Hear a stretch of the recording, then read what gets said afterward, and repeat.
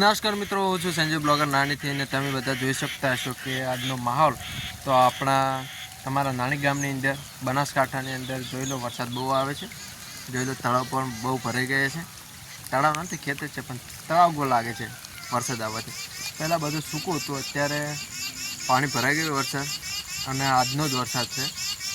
અને હાલો તમે ઓળો જોઈ શકો કે હાલ વરસાદ એટલો આવેલો છે કે હજુ પાણી આવે છે. જોઈ લો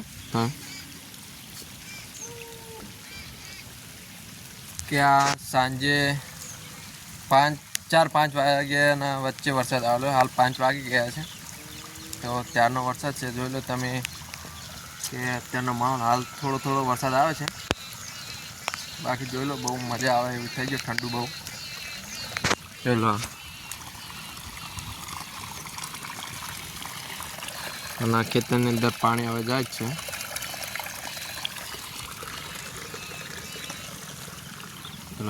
તળાવ ગોળ લાગે ને. નાની ગામની અંદર આટલો વરસાદ પડેલ છે જ્યાં એરપોર્ટ આવેલ છે ત્યાં. બાકી જોઈ લો બહુ સરસ માહોલ થઈ ગયો છે. બહુ ઠંડુ છે, વરસાદ બહુ સારો આવે છે. તો પહેલાં તો તમે વાવાઝોડું પણ આવ્યું હતું, પણ વાવાઝોડામાં એટલી શક્યતા નથી કે જે વરસાદ થઈ શકે. બાકી બધા પલળતા જતા હોય છે, તો કોઈ ચિંતા કરવાની જરૂર નથી. આપણે પલળ્યા કરે. બાકી બહુ સરસ છે. જો તમારા ગામની અંદર જો વરસાદ આવ્યો હોય અને કેટલો આવ્યો હોય તે કોમેન્ટ કરજો. બાકી આપણા અવનવરા બ્લોગની અંદર તમને આવું બધું જોવા મળતું જ હશે. તો મળીશું હવે નવ બ્લોગની અંદર. જય માતાજી, જય રામાતાણી.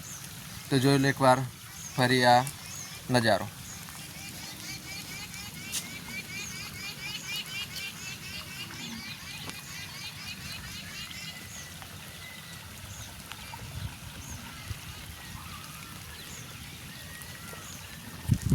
તો મિત્રો મળીશું હવે નવા વિડીયોની અંદર. જય માતાજી.